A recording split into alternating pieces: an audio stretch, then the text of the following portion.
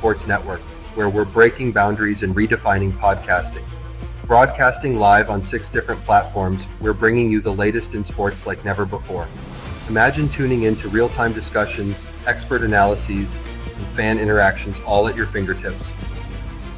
Each platform offers a unique experience, whether you're on YouTube, Facebook, or Twitch. We're not just sharing stories, we're creating a community of passionate sports enthusiasts. Join us as we dive deep into the evolution of podcasting, where every episode is a chance to engage, debate, and celebrate the world of sports.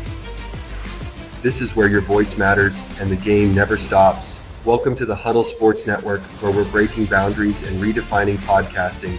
Broadcasting live on 6 different platforms, we're bringing you the latest in sports like never before, where sports passion meets podcasting brilliance.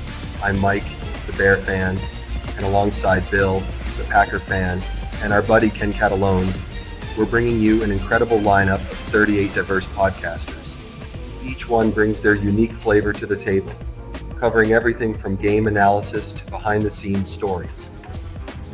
Imagine diving deep into the minds of experts who live and breathe football, sharing insights that you won't find anywhere else.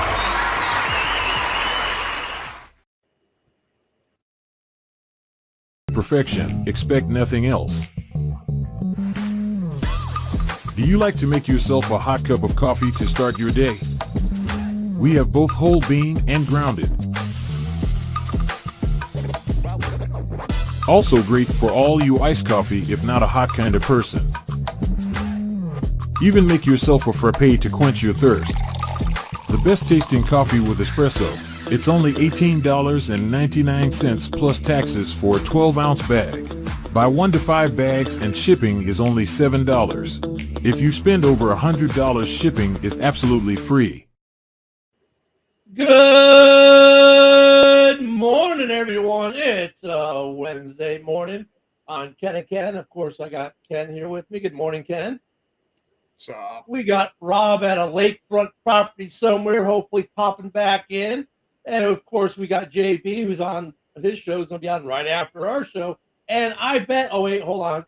Good morning, Dwayne. Good morning, Fred. Good morning, Eric. All of you guys in the comments extra early this morning. Good morning, everyone. And I bet everyone's kitchens are starting to smell absolutely freaking wonderful as turkeys are being seasoned, potatoes are being mashed, and other things are being made. And if not, then you might be doing something wrong, because this is that day that smells great, so that people can slave for hours over a meal that's going to take you 10 minutes to complete before you take a nap.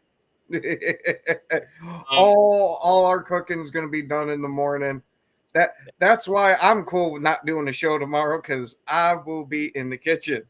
Well, I mean, if you're seasoning your turkey, you probably seasoned it a day or two ago. If you're not seasoning it today, to let it soak in all those spices and juices and whatever else you're doing to it. So we have a new tradition we started a couple years ago. Our daughter hosts Thanksgiving now, and she made her first turkey. We took last year off because of the baby, obviously, with the newborn. But her first turkey was phenomenal. So she's got a lot to live up to. So we went by the house to drop the grandbaby off yesterday. It's like you could smell it outside. It's like, and her husband says, "Oh my God, the house smells so good." She seasoned the turkey 2 days ago, and that's all you can smell in the house. So, sometimes you gotta do it right. Right? No, the cam is actually, I don't know why the cam is off. I think I did it for another reason, but no, it's just off. This way you can't see me when I'm flicking you off, Luca. Nah, Luca, he bought a bunch of Diddy oil. He's sitting there taking care of himself. No. No, greased up from budget. There we go. Like the greased up deaf guy in Family Guy. Okay, I'm just being the voice of God, Luca. That's all it is. The booming voice from out of nowhere. I don't know what's up with this camera. I need a new system here. I might be getting a new system pretty soon. Laptops are fine and all, but they're not necessarily the best for everything.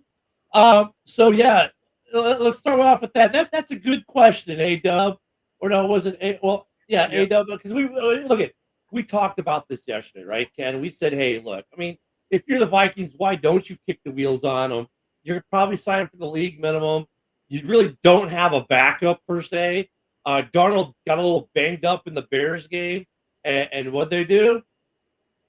Everyone here predicted it. He's a Viking. I said it the day after he was released. I said he'll end up a Viking. Yep. Yeah, I know. That's what I said. Everyone predicted it. He's a Viking. So, what he signed for, Ken? The league minimum? Yeah, it's a practice squad signing. Yeah, it's the league minimum. So, I mean, look at for Daniel Jones. It's like he's already making his millions from the Giants. He's getting paid. Now he's getting paid a little extra, not much, but a little extra, a little extra spending cash. And it's an audition. If he gets to play, it's an audition for him to try to get a contract somewhere else next year. Yeah, I think he's auditioning for a full-time backup role somewhere in the league. I personally don't see anybody picking him for a starter again, but for a backup, I take Daniel Jones. Yeah. I think he's actually going to audition for right where he's at because they don't have a QB on their roster next year other than JJ. Well, that's true. I mean, because at this point though, they're getting into different kind of water though, aren't they? If if Darnold takes them deep into the playoff, let's say he takes them to an NFC Championship game. JB doesn't believe in stupid traditions that's meant nothing that came out in the last 5 years. The no shave. Well, look some of us can rock the no shave all year, and others can't. That's just going back to football. If you're the Minnesota Vikings right now, right, and let's say Darnold gets you a playoff win. Let's say he gets you at least one playoff win, right? You're not one and done because you're probably not going to get the bye. So you win the first playoff game, maybe you lose the second one. I don't know. It's going to be kind of hard for them not to re-sign him.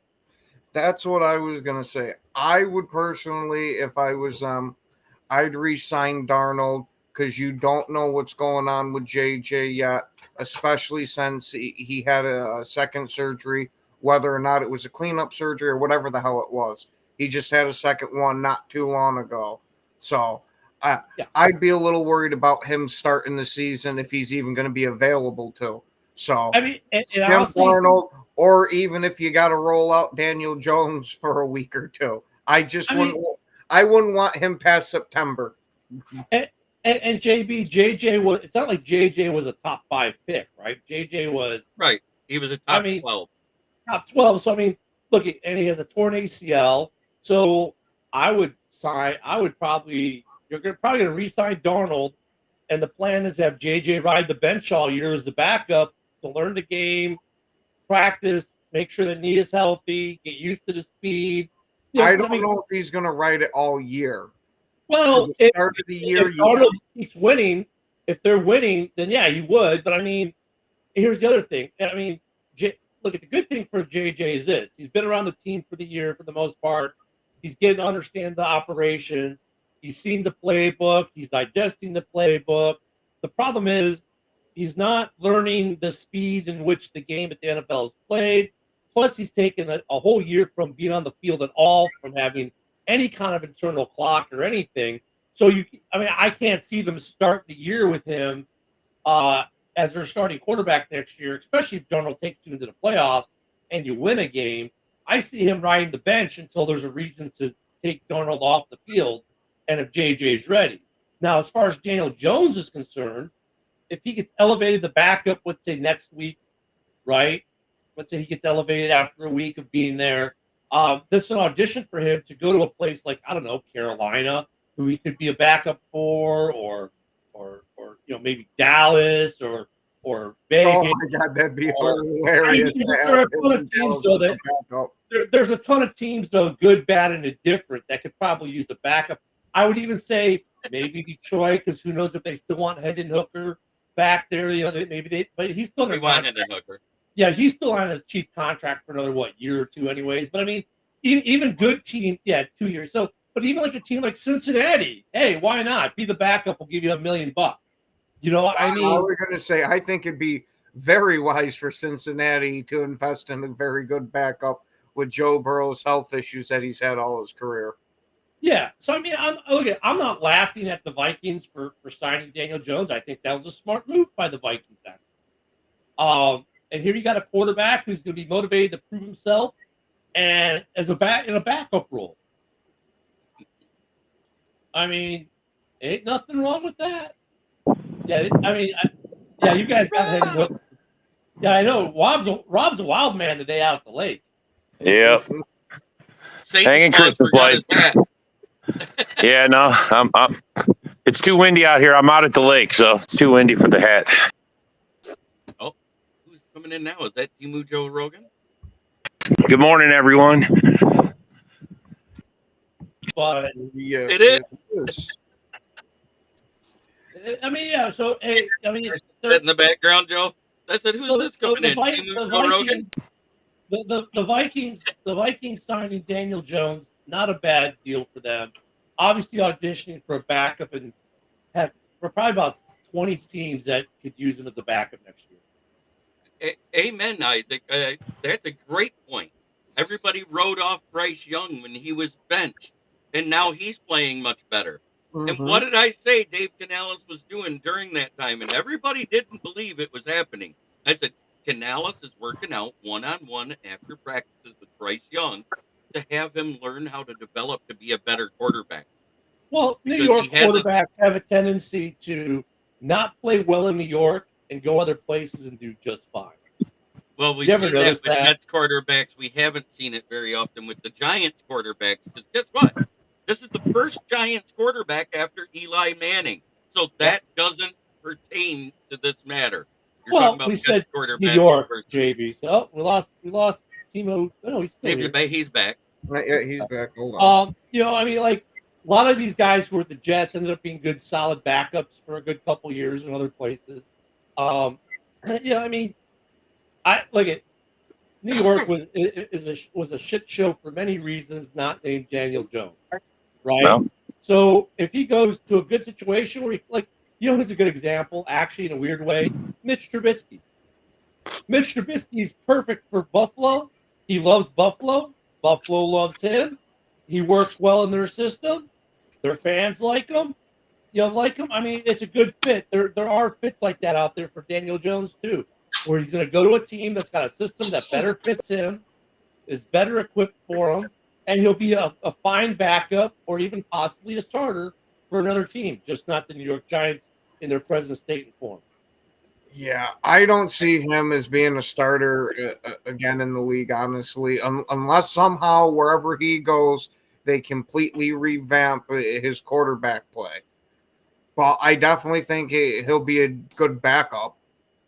I mean, look, we all saw flashes out of Daniel Jones because that's when he got the big contract, right? I mean, when he came over, we saw when he got drafted, we saw flashes because, well, it said, hey, Eli, go ahead and retire. We got the young kid. He's doing really well. I think for him, it comes down to going to the team that has a scheme that's catered to his skill set. He can't throw the ball. I mean, he can't run like he did. The knee injuries gotta give you pause. But I mean, I'm sure there's a team or two out there he could start for. Like, look at Geno Smith. I wouldn't write him off that way, I guess is what I'm saying, Ken. I mean, haven't we learned with Geno Smith and some of these other guys that, given the right situation, they can flirt? Yeah, but it doesn't stay. So Yeah, but here's a situation for you. If Cleveland doesn't fire their head coach and their offensive coordinator, I think that Danny Dimes could really do well if he was to go sit with Ken Dorsey for a little while. Because we saw what Ken Dorsey did with Josh Allen. And Doesn't matter. He signed with the Vikings. Yeah, but Next year, though. Oh, Yeah. I think he's in his be extended. I don't think Well- they're extending Darnold because Darnold's going to want to raise. yeah. And I didn't hear. This is the first time hearing that.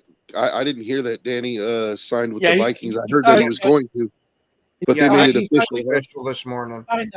He signed a practice squad, and hey, good morning, Yoli, and happy holidays. Good morning, to you as well. Yoli. Good morning, Isaac. He signed a practice squad, but So he's on the practice squad for this week. I bet he gets elevated next week after he's had a full week with the team. They'll probably elevate him for week 13. Right? It's week 13? Yeah, it's going to be week 13 then. They'll probably get elevated. But I don't know. I mean, would you, if you're the Vikings, where's Sarah this morning? I mean, if you're the Vikings, you got Sam Darnold and you're, 9-2? Are you going to kick your starting quarterback to the curb for Danny Dimes next year? Really? I think JJ was their plan to be a starter because JJ was actually winning the starting job this preseason until he got hurt. That is what we heard out of that camp the entire preseason. So they are going to jettison Darnold and let him walk and let him go get overpaid with another team because they have a rookie quarterback who is a first-round pick. And they'll sign Daniel Jones to a vet minimum, keeping their quarterback money low and having money to put elsewhere on the team. So I kind of get that, right? But at the same time, that's kind of a big risk with a quarterback who's never played it down in the NFL and is coming off a torn ACL injury. And that's why you signed Jones. Mm-hmm. Isaac, stop spreading misinformation. Just got ran out of New York. Isaac, stop spreading misinformation. He did not deny the Raiders. The Raiders never even made an attempt at him. I mean, neither did the Lions. That was all bullshit. Dan Campbell came out and refuted that 2 days ago. JB, I get your argument from a financial standpoint, right? Financial standpoint, oh yeah, it makes perfect sense what you're saying. Like, look, Darnold's going to want to raise because he's going to take you to the playoffs, and you might even win a playoff game, and he's going to want a raise, to be on that $20 or $30 million range probably at minimum, right? And I get it, and here you've got Danny Dimes, who you can probably pay the vet minimum or a little bit more than maybe like $5 or $6 million a year as a backup. That's about average backup money these days for a good backup, right? I get it from that standpoint. That's a pretty big gamble, though, because you don't know. I mean, they know more than we do as fans, right? Because they know what the doctor reports are and everything that we don't. That's a pretty big gamble to take off JJ, who has got an ACL injury and has not played a snap all year. Who knows what he's going to look like at camp? Yeah. And then Danny Dimes would be a step down, probably, as most Viking fans from Sam Darnold. Yep. But I just want to give Sam Darnold some credit because he's played his way into a pay raise, and big problem. He's going to go somewhere next year, and he's going to get overpaid, like JB said. Like, because let's be real, like he's not going to. I look at this year as kind of an anomaly. Like, it's like Case Keenum. How he had that year with the Vikings, and then like he used that to springboard into a contract that paid him some good money, but he never had another year like that. I kind of look at it like that for Sam Darnold. Like, let him go get his $25-30 million a year. Let him get his life-changing money. I mean, look, I'm not totally disagree with the premise of the argument. I mean, financially, it makes complete sense. JV's argument is on point financially. I'm just wondering, though, if Darnold gets you a playoff win, right, it's kind of hard to jettison something that's working on the promise of something you hope is going to work. I think a major component in this is since he was their quarterback they drafted in the first round, that's their guy that they want to build this team around. Right. I agree. And since he was already winning the starting job as a rookie before he tore his ACL there, I think that puts him in a pretty high standard in the coaching staff and organization's eyes, that they're going to give this guy every opportunity to walk away with the starting job. And signing Daniel Jones as the backup versus bringing Darnold back would go a long way into making sure JJ's your guy. Well, I agree. Look, I don't disagree with any of these arguments. I'm just saying it's just kind of a weird. I mean, look, it's a good. Look, it's not a bad situation for Minnesota to be in right now. To be honest, right?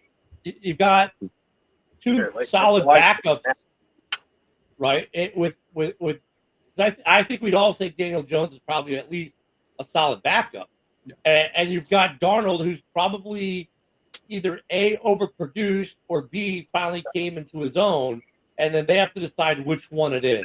Did Darnold Go with A, but did Darnold just way overproduce, and this is kind of like a faux year, where this is not what he's going to be going forward with them?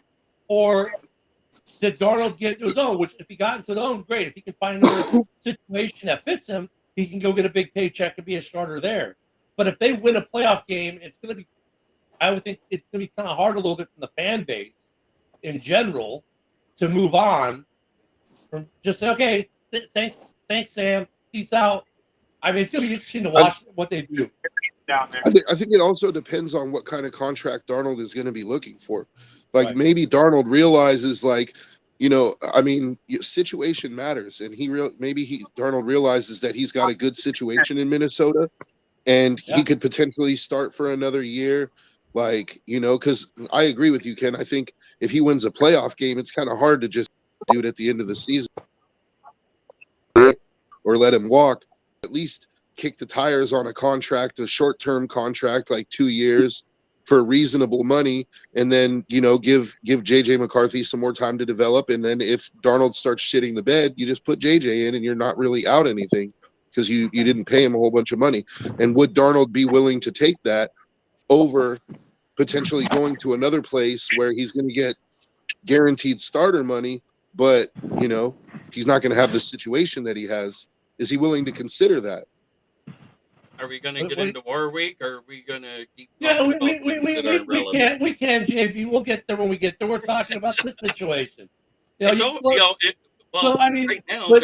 Maybe he dodges War Week more than anybody. Look, I love when you guys come on the show, but let us just kind of run our show, and we'll let you run your show, and everything will be good. But no, Joe, I agree with you. I mean, look, and this is breaking news this morning. That's why we're talking about it. Obviously, good situation for Minnesota to be in. Lucas says Darnold will want a minimum of $20 million, and the Vikings will let him walk. I mean, I agree. But I think $20 million is reasonable. I think he's earned that. It is, and if he wins a playoff game, it's going to be kind of hard to say.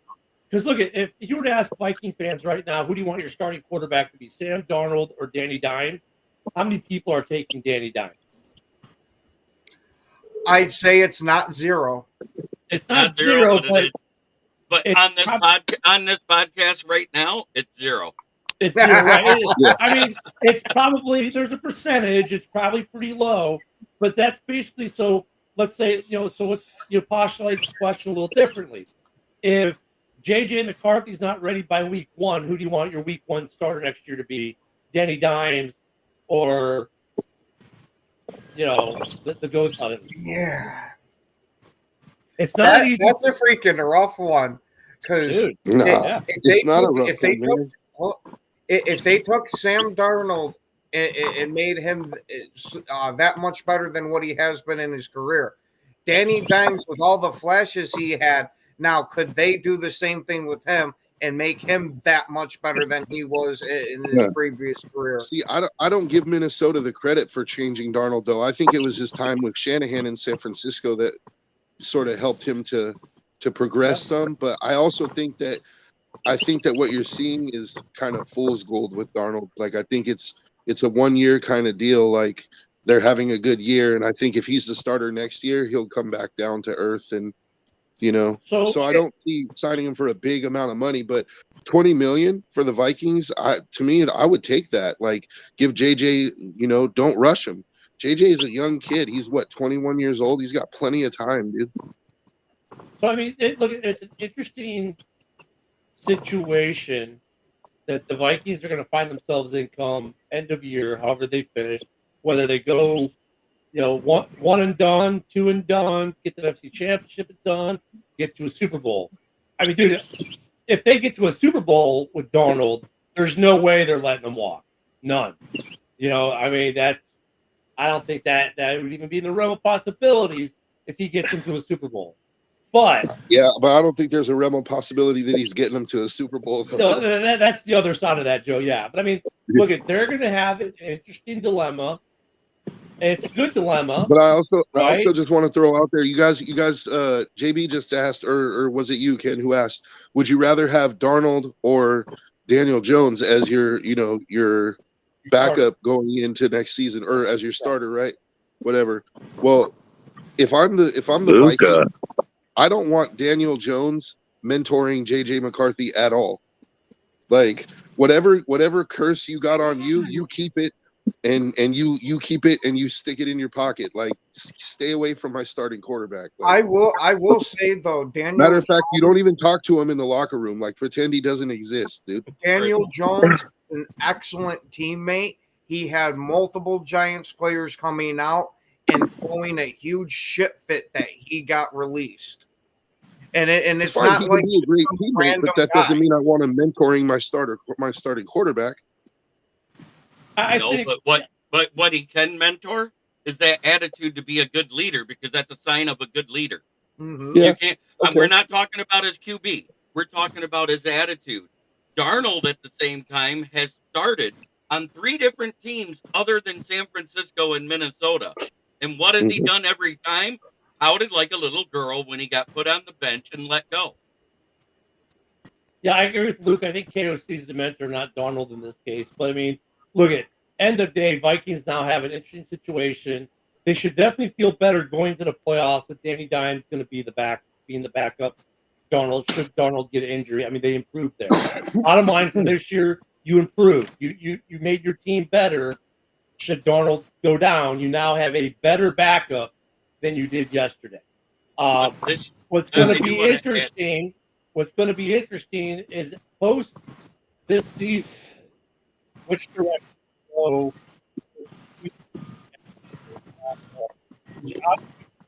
We can't even hear you. Yeah, I was gonna say you're breaking up bad. Fucking Lord! See the days. See, we get JB in here now. We have audio issues. I tell you, no, it's not his fault. I say it's not your fault. Yeah. You know, I mean, look, it's not like they're going to be able to keep both next year, right? Danny Dimes is not going to take a practice squad contract for next year, so they're going to have a interesting situation to follow in Minnesota post this season. And honestly, I don't know if there's a right or wrong answer for him, because some of it will. Okay, I don't care about the salary cap, because we already know that they always find a way to get the money they need, to get the players they want. Quezzy's probably the best in the division on that. This dude finds money. He'll find money in Rob's couch cushion somehow in Texas. He's like, oh, I found another dime in Rob's cushion. We're good. I mean, Quezzy finds a way. So they're going to have an interesting situation in Minnesota postseason, but for this season, I think they strengthened their hand and they got better, which is rare to say at week 12 that you just made your team better, but with an acquisition. To make a small correction, it's week 13 now. Well, yeah, it is now 13, but I mean, after week 12. This late in the season, No. I just wanted to mention that because you had said earlier too that next week was going to be 13. I didn't want to get the viewers confused. And while we're correcting the record, I just want to point out, Isaac, I've never bought a Taylor Swift album in my life, even to break it.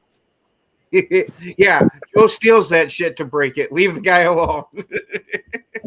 All right, so JB wants to talk War Week. Oh my God, we got to talk the game. All right, you ready? Here's the game. The Bears are going to Detroit, and they're going to lose. There you go. Over. Okay. That's a lot of faith in your team. But we got to talk about it. That's the best part of it. I mean, honestly, now look at. I mean, the Lions are just playing on a different level than the rest of the league right now. Right now, I don't know if they're peaking early, if they're going to sustain this all the way through, but they are playing some ridiculous football in Detroit. Their running back situation is they've got it locked in. Montgomery was the perfect piece for them. I hated to see them leave Chicago. You know, Last year they were kind of figuring it out. This year they've locked it in. I mean, they've got a great tandem. Goff is having a career year, right? He's having a career year. I mean, there have been a couple games, moments, but overall, he's having a career year. I mean, I don't know if anyone in this division is beating the Lions right now. I don't know if anyone in the NFC outside of a team in Philadelphia even have a legitimate shot against the Lions right now. Well, you know, while everybody wants to give the GM credit for finding money on a team, because I heard you say this, it's actually their CFO, the chief financial officer, that does all the money stuff. The GM finds the talent. The CFO does all the signings. They find money. I'm saying that. I'm saying that the guy in Minnesota is on the level of Matt Dunstall, the one that's here in Detroit. Because we find money. Whatever. We're bringing up money, guys. We can't forget Russ Ball. Let's all invest some money, guys. The bigger point is, without getting into minutiae of weeds and beating chests over who's got the best money guy, they find the money. Period. Full stop. You're missing the point there, but anyway. No, I'm not missing the point. They find the money was the point. That was the point. If they want a guy, they find the money. That was the point. Well, did anybody see what the spread is for the Detroit and Bears? And I know why it is. I know why it is. Vegas put it at 10.5 because they expect the Bears to be able to cover that. Yeah, that's what I was about to say. So I expect this to be like a touchdown difference game. Yeah, at most. And every divisional game so far has been within like 3 points. I mean, us, them. I mean, every game that's been played, I think, is except for one. Lions versus Packers was 24-14. So here's the interesting thing, right? Yeah, we beat you by 10 points in your house. If you look at, he's got to be loving this shit, dude. He's just sitting. You in your house again. That ain't happening this year. Oh yeah, it's happening. It's happening. Here's something on the Lions. Points per game, first in the NFL. Points allowed per game, second in the NFL. That's pretty complete. They're solid on both sides. The Bears are 22nd in points scored and 8th in points allowed. Dude, it's. I mean, rush yards. The Lions are 4th in the league right now, which is surprising they're not 1, but that's okay. The Bears are 23rd. Yards allowed, this is the only thing where it gets a little bit close at all. The Lions are 12th in the league. The Bears are 17th. Oh, I'm sorry. In total difference? Oh, okay. Turnover difference? Wait, this one's surprising. They're tied. Both are +9. I know. So, I mean, statistically speaking, this game should be a wash, right? But Rob's right. It's a division game. Ken's right. It's a division game. Weird shit happens in division games. JB, I mean, look at on paper, this should be a 2 or 3 score game easy. But I understand. I kind of agree with you. It's going to be it's probably going to be a 1-score game. I mean, that's just that's the motif for the Bears this year. Lose the game by a score. Dan Campbell I'll just take you back to last year on Christmas Day, right? The Raiders went into Kansas City with no business winning a game with Aiden O'Connell, and they knocked off the Chiefs in Arrowhead, dude. Like every year there's a game like that where a team that shouldn't win goes in and wins. I'm not saying it's going to happen, but I wouldn't be surprised. The thing that to me though is Caleb's going to have to play the game of his life to win that game. We're starting to get to that miracle time of year. So that's what I'm saying, dude. It's Thanksgiving. But we already had that miracle win, and it was the one where Lions led the time of possession in every single statistic, yet Tampa Bay still won.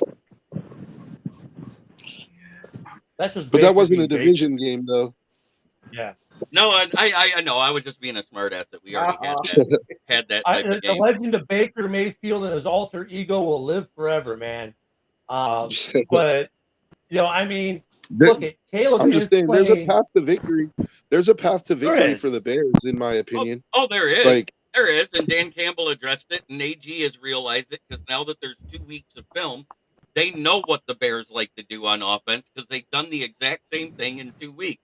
And the only reason why they got close at the end of the games is both teams went to soft zone coverage, where Caleb thrives with short passing game. What's funny, JB? And it's not. What's funny about this league in general? Why do teams? Every team does it.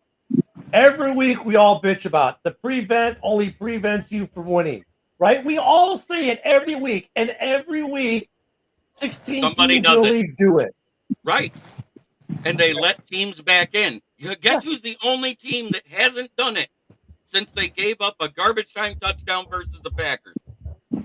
You guys, probably. You're absolutely right. You know what we've done since Hutchinson has went down? We have held You guys haven't even missed the step. I'm going to say this right now. we have held I was opponents wrong. to a 27 points over the last 6 games since Hutchinson went down. So, look, I think, I was wrong. Everyone on this panel was wrong. But we all thought when Hutchinson went down, there was going to be a drop-off. And the Vikings game was kind of like, look at the Vikings game. We knew that we would see a change because there wouldn't be time for the Vikings to react to whatever change Detroit made, right? Because nobody would have seen it. And that happened. And that was a close game. And then you guys just kind of like did your thing, and then you went and got a guy, and there's been no drop-off. In fact, I think you guys are better now without Hutch than you were with Hutch. So the inverse happened. You guys got better, right, And once Hutch let's went look at down. the At least that's how it disparity feels. between, and here's the other thing that's a huge disparity that nobody's looking at. And if you look at defensive scoring against per quarter, last season at this time, Detroit was 32nd in the league in scoring defenses in the third quarter. You know what they ranked this year? Probably first.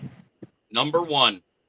You want to talk about a disparity difference? It is the Well, yeah, I mean, of AG but and I'm not surprised, JBA, because you would have brought it up if it wasn't the case. But B, you see this in the league with a lot, like the Bears last year, were one against the run. Now we're almost dead last. We were pretty bad last year in red zone. Now we're the best.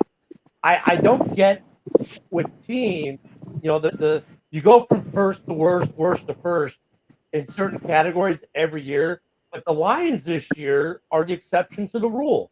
They have, on both sides of the ball, done so many things so well this year. And Hutch goes down and we're like, okay, the defense isn't a suffer. It hasn't. But Goff is prone to moments. Goff is playing out of his mind right now. So, I mean, Detroit, until someone figures them out, and maybe it's the Bears tomorrow, who knows? I mean, maybe it's not, but they're rolling. They're hitting on all cylinders right now. So there's nothing to figure out. You just got to play better than them. That's all. They're playing good, bro. That's they're it. playing real good ball. I mean, They're not doing anything special. They're just executing their game. That's it. They're not doing nothing special. Nothing at all. They're and not. that's what I've been saying. And as long as you can figure out how to stop the run, that's the key with them. If you can stop the run, then you can get to the quarterback. Oh, wait a minute, that's any team. But if you do that with Detroit, then you can make some things happen. But no one's able to do that to Detroit this year. Why? Because their running game has just been so on point. Last year, that offensive line took a step back. This year, they took that step back forward. They said, oh, wait, we jacked up last year. Let's fix this. And they did. I mean, that's the problem. If we're going to have any success tomorrow against the Lions, we got to contain the running game. And the Bears' problem is this. They're decent at containing the running game for pieces of the game, but they're giving up these big gash runs at certain parts of the game. So it's a mixed bag right now. Like the stats don't necessarily support the play because the Bears, for the most part, are stopping the run, creating 3 and out, stuff like that. But then they go and they give up a 40-yarder, and then they'll give up a 15-yarder right after that. So they're inconsistent on the run, and therefore they've been really bad in stopping the run overall, stat-wise. Lions are second in the league in explosive plays, only to Philly. Mhm. And when you say explosive plays, everybody says, "What do you mean?" These are plays of 25 plus yards. Philly Mhm. leads the league with 13 so far this season in Yeah, 12 no, weeks. probably most The of those are Lions have Saquon. 12. Saquon's probably most of those running. Oh, look, I got the whole field to myself again 70 yards later. Do you know God, why Saquon's a Saquon beast. started doing that? He started not slowing down at the end of his Yeah. run and getting tackled inside the red zone Yep. because they'll do the tush push and take his stats away. Oh, yeah. So, I mean, look, it's going to be on paper, tomorrow shouldn't be a good game. But like Rob said, it's division. It is division. Every I said division it's game gonna is be, pretty close. and I have acquiesced. I don't think we're beating you by 10, 20 points. I don't think it's Yeah. going to happen. I, The only way it happens is a complete breakdown on the defensive side of the ball by the Bears. Not because the Lions are that good. You look at, I'm talking about that's the only way it happens is a complete breakdown of the Bears defense, and we haven't well, seen that. or, and hear me out, JV, this becomes a shootout because the Bears figure out your defense and are able to move the ball all day. I'm confident in the adjustments that our defensive coordinator has made this year. I get it. And you're like, well, we got 2 weeks of tape now, so now therefore we know, but I don't know if you know, after 2 weeks, you could switch things up for this week. That's if you know, I mean, I think and we adjust. Two games on a short week, you can do some adjusting, yes, But not a lot. but not a lot. And then also, after 2 games, it's kind of hard to say we know because who knows what he's going to change. I mean, the next season, you know what I'm saying? I mean, you've got to. I guess it should be. They have an idea now of what he kind of likes. That's basically what he's saying. He's saying, Yeah, we have seen it for 2 weeks, and we see the tendencies that they We've do seen on some offense. short-term tendencies, right? Until they become long-term, they're not complete tendencies. Right. It's going to be And interesting. until you have enough time to implement a change. And then, but then if Caleb keeps playing, every week he's been improving his game. So if he keeps the improvement, who knows? This could be a game. Like I think we all know that, or all thought at some point, especially in college, Caleb is going to be one of those quarterbacks who might be one, or he might be one of those quarterbacks who could just take a game over himself. If Caleb has that kind of moment tomorrow, the Bears can win. If he takes the game over, if Caleb says, "Here, hold my beer, get on my back, and let's go," and he's able to do that, which would be just insane. But let's say that happens, that's a path to victory. If it becomes a shootout, there's a path to victory. If both defenses are completely stout and stopping each other because it's a division game, this, that, and the other, there's a path to victory. There's always a path to victory in a division game. We've seen throughout the decades, we can have the best team in the division, who might be the best team in the league, play the worst team in the league, and the worst team in the league will win. We've seen it with every team in this division. It's a division game. All bets are off. I don't know if I want to shoot out. I don't know if I'm the Bears. I don't know if I want to try a shootout with the Lions, though. No, I because think I want to try to keep it a running game, keep it keep it under 20 or close to 20, and try to capitalize in the red zone. That's the main thing. I think it's going to be the kicking game for the Bears. Like you got to get close enough for Santos to make those field goals, right? And take advantage. Like every time you cross the 50, you got to get at least 3. But hopefully 7, right? Right. I mean, Joe, a shootout, I think the Bears would rather force Goff to throw than to have to face that running game.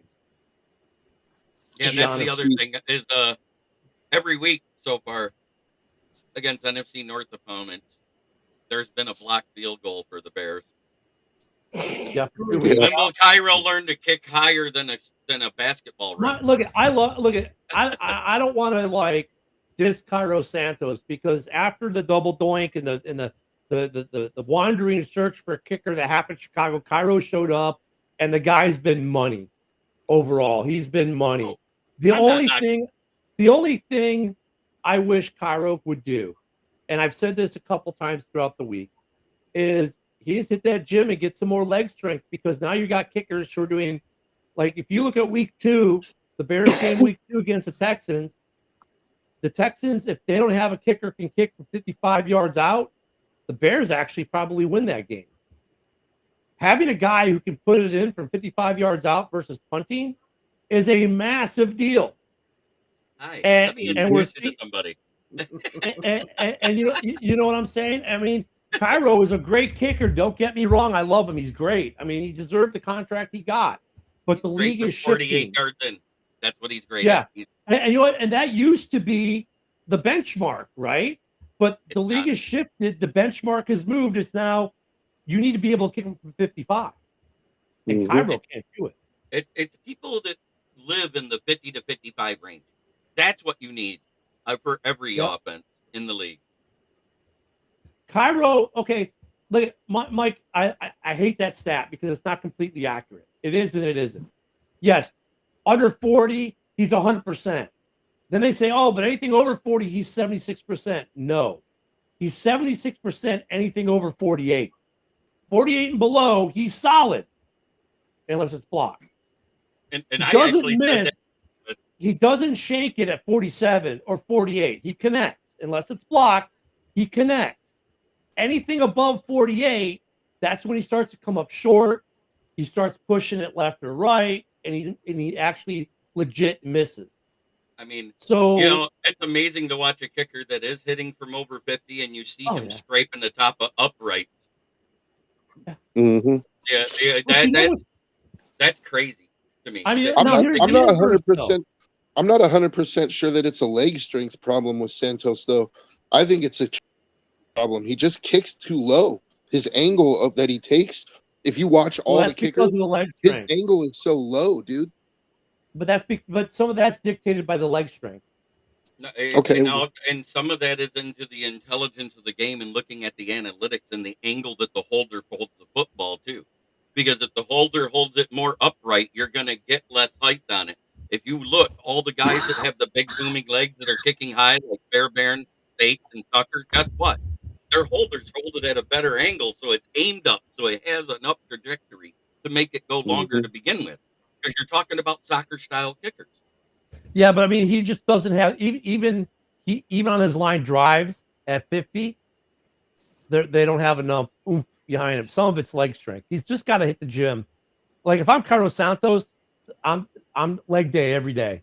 You know what I'm saying? Every day is a leg day if you're Carlos Santos. He needs to build up some strength. And JB, what you're saying is true too. It's both. He needs some leg strength to go with that, and he doesn't have the leg strength, and he needs it. He needs it. I mean, I would not be surprised if next year at camp the Bears bring in some young kicker who boots him from 60. But here's the thing I was going to say before you know about this, and we kind of jumped a minute. But the inverse is this though: some of these guys who are kicking it from 60, these big legs, they can't hit an extra point. You notice that? We got some of these guys who can like hit at 55, 58, they're automatic. But you get them at 30 and they're missing. Yeah. Matt Prater. So I mean, Again, I think it's a trajectory thing because they're used to looping the kicks in, you know, over the course of a 55-yard field goal. If you notice when they kick, it when they first kick it, it's outside the upright, they're and then it works curveballing its way back in. You know, the curveball. Yep. So I think that, you know, they just haven't. I don't know if it's just too short of a distance for them to adjust their curve or what. But I mean, we have to admit though that the standard in the league has shifted from 48 being okay to now it's 55. Right. It's those guys that are nailing it from 50 to 55. Joshua Carty, look at him. He banged in a 59-yarder for the Chargers the other day. Yeah. Shrieking. I mean, the kicking game has definitely changed, but no, for the game tomorrow, the Bears need to do what they can, sell out, take away the run, and force Goff to make passes. And they have to do something. We also have to do something we haven't been that good at for the last couple weeks. Get to the quarterback. Yeah, we're still getting a sack a game. Great. Right. But we are creating pressure. Okay, but it hasn't been enough. It hasn't been enough. They got to create. And Goff is a quarterback that we've seen throughout his career. If you pressure him extremely and get hands on him a lot, he will make a lot of mistakes. And no one's been able to do that to him this year. One team did. Well, yeah. Well, which game was that though? Texans. Yeah, the Texans got to him, and the Texans gave that game. Well, that's a whole other story. But because the Texans are just like a non-second half team, dude. I don't know what's up with them. They did it again last week. They gave up a second half game. But I mean, if you can make Goff make mistakes, you can have a high turnover game, right? And you can make Goff make those mistakes. So the Bears need to be able to do that tomorrow. But if the Bears let them run or can't contain the run and let Goff go unscathed, then he's going to, like any other quarterback in this league who, if you leave him unscathed, any quarterback in this league, even Danny Dimes, if you leave them untouched, they're going to eventually pick you apart. I agree. I agree that's what you have to do. But the problem is it's not easy for teams to do that. And if you look at what the Texans did, if you actually look at what the Texans did, they stopped pressuring in the second half. They went to a zone defense the entire second half, and what started to happen? I'm telling you, the Texans, man, they've given up more second half game leads probably than any team in the NFL. And that's like, look, when you guys got that win out of there, I know Lions fans, oh my God, we came back from this huge 2-score deficit. And oh my God, the grit. I'm like, okay, there's some of that, but also the Texans just completely laid a goose egg in the second half. I mean, part of that game, the Lions coming back, and I give credit to the Lions for coming back, but part of that was just the ineptitude of the Texans to close out a game. Which is basically what I was pointing out. They stopped blitzing. They started dropping everybody in zone coverage. And it took us, 2 drives to adjust, and then all of a sudden, boom, here come the Lions. Yeah, Fred under pressure and putting hands on him, though, and knocking him around, that's different than just applying some pressure, right? And the teams are not getting to Goff and they're not making Goff speed his clock up, I guess is the point. You got to make Goff speed up his internal clock. If you don't like any quarterback in this league, if you let them run within their internal clock, they're going to shred you and pick you apart, or at bare minimum, not give you turnovers. When you make any quarterback in this league speed up their clock, that's when throws become errant. That's when mistakes happen. And people aren't doing that to Goff right now. The Lions have been very, very good in their protection and their play calling at keeping Goff's clock running where he's comfortable. Right. Which is if I'm the Bears, 2.8 to 3.3 seconds is where the average release time has been for Goff all year, except that first half versus Texas. Go ahead, Joe. If I'm the Bears, you gotta blitz, dude. You haven't been able to really get to the quarterback as much as you want to. You're gonna have to really commit to the blitz and have some creative blitzes that are harder for the offensive line to pick up. And then Joseph said that turnovers are the only way Chicago wins this, but I would twist that. I would change that just a little bit, and I would say it's not going to be turnovers because I think the Bears are going to get a turnover or two. Their defense is opportunistic. It's points off turnovers that's going to make the difference. Like because look at the Texans, they got 5 picks, and what did they turn it into? Like a couple of field goals. And I think though, Joe, that's a big difference with the Bears the last 2 weeks versus the Bears the first 8. Right? I mean, we've seen a difference. At least they're getting 3 out of them now, whereas there were plenty of games where we got turnovers and we went 3 and out. They're improving offensively. JB guys had the jet to get his show ready in 6 minutes. Yeah, but they're gonna need 7 off of turnovers. Yeah, they need to start. Well, I think that's the other part of the growth of this team. Like, I get it. Jalen Johnson, came on the score yesterday and said, look, basically said they're frustrated. They're frustrated that they're losing games. They're frustrated they got all this talent and they can't win, right? And I get the frustration. I think everyone's frustrated from the coaching staff to the players. They've lost some heartbreaking games where, look, Green Bay makes a play. Last week, Caleb holds the ball too long, takes a bad sack, that sets back, and they had all the momentum, gets sucked away from them, and then the Vikings seize that momentum to win on a walk-off field goal. We've lost some heartbreakers, right? I get it. Everyone's frustrated in Chicago because of it, because this team is really good. It's just missing a piece or two. And I think part of what we're missing is what we've been saying they've been missing all year in the trenches. They got to get a little bit better on the offensive line still, even though it's been improved. And we need that other edge that we didn't get in the offseason, right? And we drafted a kid in the 5th round who's projected to be a first or second rounder in this upcoming draft. But he obviously, if he's projected to be that after another full year of playing college, he wasn't ready, right? And we knew that, but we got him in the 5th. You take the steal. And the bet was that he'll be ready next year. Booker's playing pretty good ball for a rookie in the 5th round pick. But we're still not getting that edge pressure we need to complement Sweat, who's also been playing injured for most of the year.